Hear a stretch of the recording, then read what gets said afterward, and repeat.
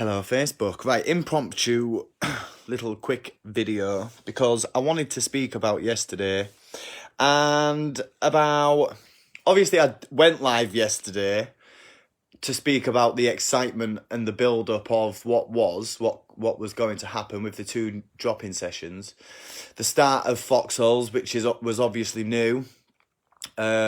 So there's a couple of updates really that I want to tell you about, and obviously then the message that I got yesterday, yesterday evening, which was really, really good, and I wanted to obviously speak a little bit about that just while I'm doing a bit of work on computer here. So the drop-in sessions went really, really good yesterday. We had people bringing in computers that needed help. We had people donating loads of devices. Mark came in, he donated a laptop. We had then another two laptops given in Foxholes. We had phones given. So loads and loads of devices are coming in. So that's really, really cool. There was somebody who wanted help with their Etsy. I've got it on the post anyway. You can go and see it. I think I wrote a blog post on the website as well. Go and have a look. So yesterday was really good. Foxholes was amazing. We got 3 or 4 or 5 people in from the village or villages surrounding. Nobody was actually from Foxholes. They'd all come from like around the place, which was really good. That's what we sort of expected because Foxholes is quite small. But like there's places that are around it where people sort of come from to collect there. We did clash with, I think it was Knit and Natter, which meant obviously people didn't come along. They said that. But what we aim to achieve and what we're hoping to achieve with the drop-in sessions is to be there consistently ready for when people have problems. So yeah, it was still good. I always say if we get one person in, we win, you know. So at that point, I feel like we've won because we got a few people in. Got some devices. People were really, really happy. There was one lady who went round the 3 people, because we had 3 people on the ground yesterday, with it being the first one, just wanted to have a good presence, I guess, and everybody wanted to be there. So yeah, the lady Marnie came in and she got seen by each person about different things. So she was like, "Oh, I'm so made up. I feel my head's a bit swimmy. I'm gonna have to go home and have a cup of tea, you know." But yeah, she like lives in a really weird pocket of place. That's what I was looking at with her. Really blind spot, no Wi-Fi, no broadband, no 4G connection. I went on all the maps and checked for her, and yeah, she just didn't. It was a really weird black spot. It was. She said the digital rollover of the new internet came out, but it just rolled right over us. She said. I was like, oh, blooming heck. So I wonder, I've made it on one of my tasks to have a look at something more rural. I think it's something that we're going to have to explore a little bit more as we reach out into these more rural areas. Whether there is specialised broadband connection providers that might look after these people a little bit more. So that other drop-in session was good, man. Really, really lovely place. The sun wasn't shining like it is today, but I'm right looking forward to those summer sessions in that place because we're going to be able to just do it outside on the bench and bring cups of teas out and just, it's going to be right nice. I say it's like really, truly panoramic because you look around and you keep looking out, you keep looking, but it just keeps going. And yeah, it's a right nice place. So if you get the chance to, it'd be worth coming along because obviously we're going to be there. And if you struggle with your technology bits, then you can come and get the help that you need. So that was really cool. I had a really good day yesterday. When we got back, I got my head in the computer, wrote the blog post and did a few bits. And then I was working with somebody else, developing their website on an evening. I do a Google Meet, helping somebody develop their, teaching them how to develop their website and more business development, really. We were working on plotting a coordinate, a map. He's doing a guided walk around the North Yorkshire Moors. So we were plotting that and I saw an email come through and I was like, oh my goodness, what's that? I've been waiting for this. And it was quite a moment and I was like, oh my goodness. And I'd swiped down and I tapped on it and it was like, hi Dom. And I was like, oh.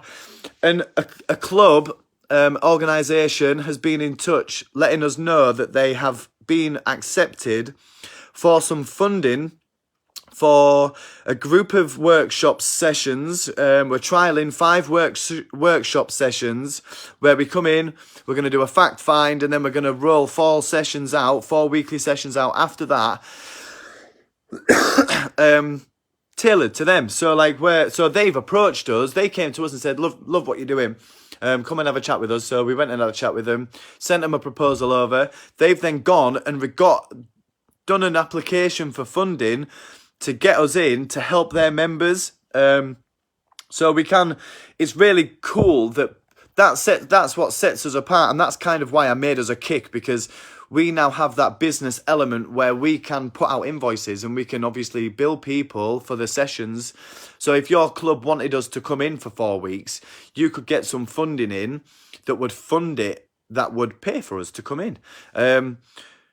And I mean, that's just absolutely wicked. So as much as we're applying for funding to better equip ourselves and to better document the journey and to have more branded equipment and to better market us, you clubs, I'm talking to you directly then, clubs, organisations, societies, there's like Probus and U3A and other clubs and organisations that would be able to get funding for something like Techy to come in and help your members and attendees and beneficiaries, patrons, whatever you want to call them, people who come in and are a member of your club. You could get funding. We can help support you with funding because we're applying for this funding to get funding for us, changing a few words on the funding application and making it tailored to what you want, about bringing somebody in who is digitally focused, who does want to bridge the digital divide and who can provide a warm space. And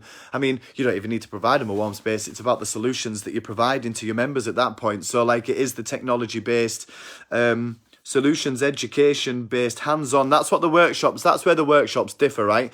So we can deliver content to your members. We can help them be better equipped and empower them to be more confident. I went to go see a gentleman this morning and he was like, I used to be so good at this, but now as I don't do it as often, I just feel as though I'm a little bit scared of clicking. My brain's slowing down and I'm a little bit apprehensive. He openly said, I'm scared to click something. And this is the first time I'd met him. So obviously I said, well, you don't have to be scared now. You've got us. If you're ever stuck, give me a call. I'm more than happy to talk you through things over the phone if I can. And sort of tried to put him at rest, and I could still feel the anxiety a little bit. So hopefully I said, get along to the drop-in sessions, because he's not far away from the village hall in Nafferton. So I said, get yourself along to the drop-in sessions, running a walk away, bring your computer in, and then you can see. I said, I don't want you feeling isolated and alone at this point, because you're not. You're not the only one that feels like this. And then I'm speaking to you guys then at this point. You're not the only ones that feel like that, left behind and sort of like don't know what's going on. I update websites so regularly for people that it's always constantly changing.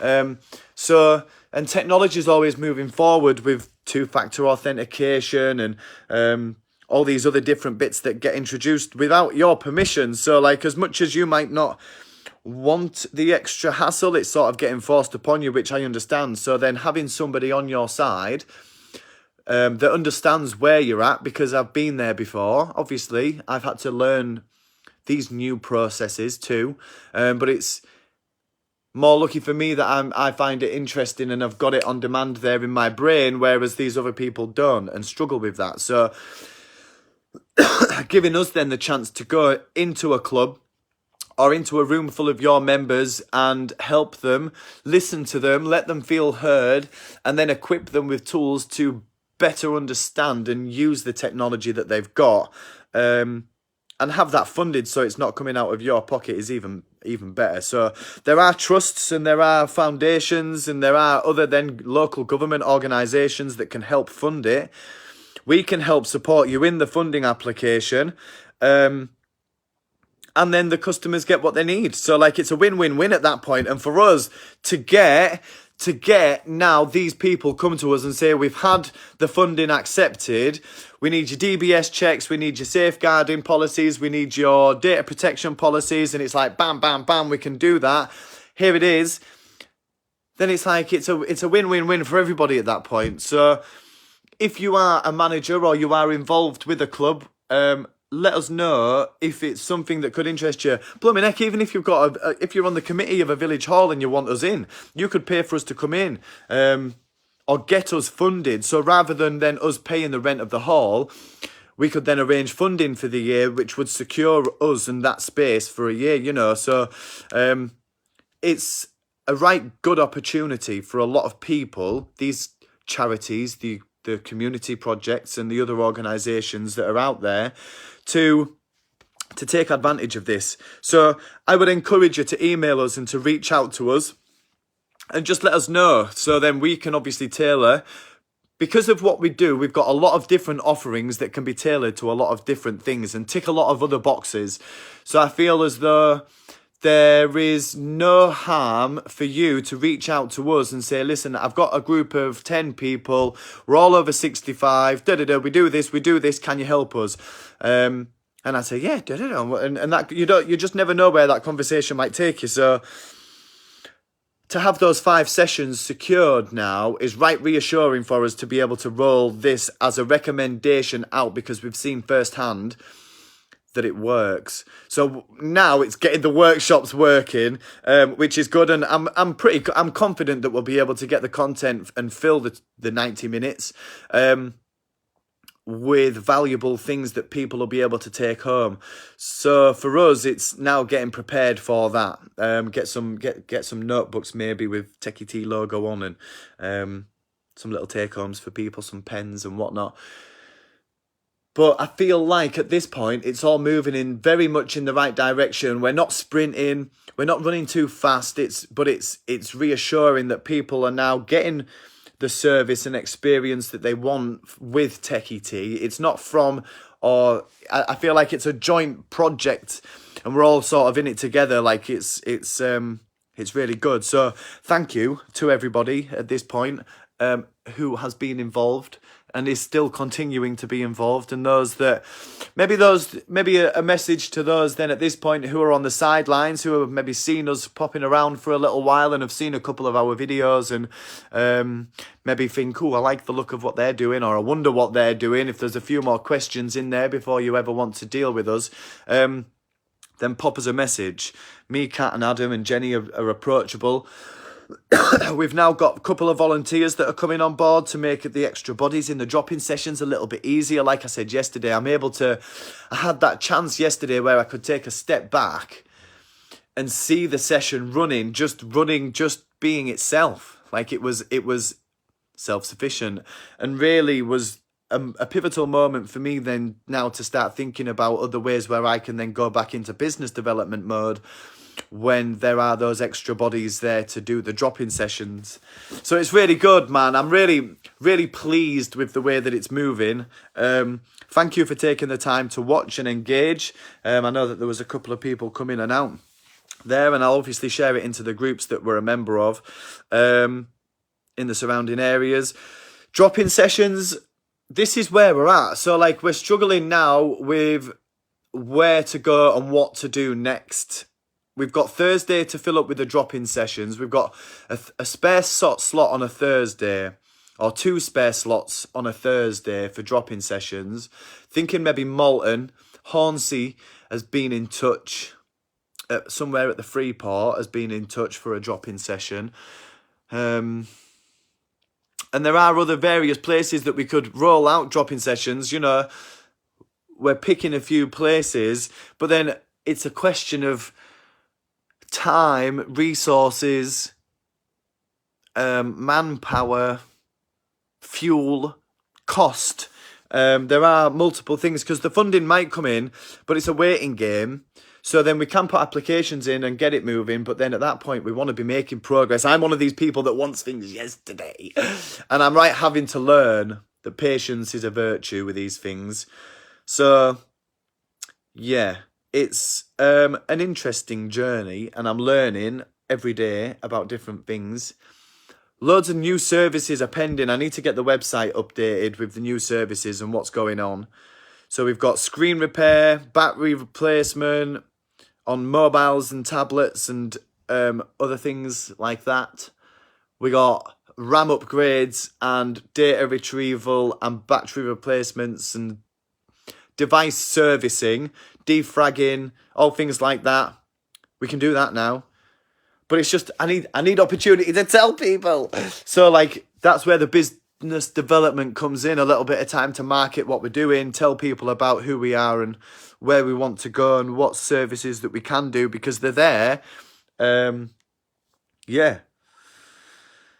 So, I'm going to go get back to work. I've talked enough for now. But I promised you yesterday that I would come on and have a little chat about the clubs and societies who might want us to come in and have a little chat with their members. So, like, we could even do that, you know, come in and we could just come and have a little half-an-hour chat with your members, talking about the home visits, because obviously we do home visits, where we can go to your house and come and help you with the technology that you've got at home, TVs, Wi-Fi boxes, printers, scanners, smart speakers, home automation, all of those sorts of things. So we can help with that too. So if you've got a club, not only can you get funding, but we'll come in and have a chat with your members and just let them know who we are and what we do and how we can help. I know Kat sent out a couple of emails yesterday to people about asking them, maybe the Women's Institute, I think, through the members. There was a couple of places, I'm not too sure. So, yeah, if you are a member of a club, my contact details, dom@techyt.co.uk. Just pop me an email. My mobile number is on the Facebook page, or on the Linktree, so you can find us on Linktree. Yeah, email would be the more direct route, or phone call, 07375 827 447, 07375 827 447, and just give me a ring. More than happy to just have a quick chat with you. Kirkella, that's a place that's on the map. Willoughby area for a drop-in session. Market Wheaton, Malton, Hornsea, there's a few. So where do we want to go? Let us know. Get in touch. Let us know where you might want us. Where you want to be seen to be associating with Techy. It's very good. It's very exciting. I'm going now. I'm rambling. Peace.